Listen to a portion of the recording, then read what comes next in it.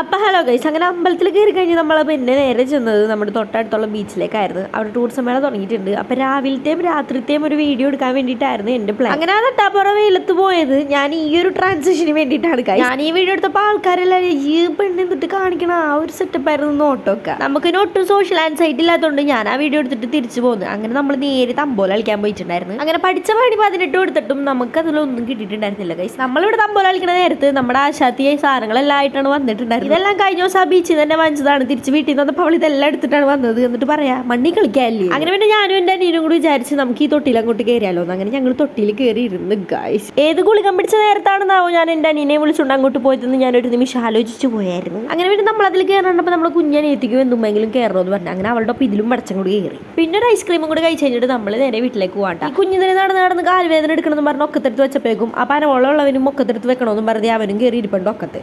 എന്നെ എടുക്കാൻ ആരും ഉണ്ടായിരുന്നില്ല ഗൈസ്. നമ്മൾ പിന്നെ വലുതാണല്ലോ, ഒക്കില്ല എന്നുള്ള പ്രായം നല്ലോണം ഉണ്ട്. അപ്പൊ അടുത്ത വീഡിയോയിൽ കാണുന്നവരെ ബൈ ബൈ.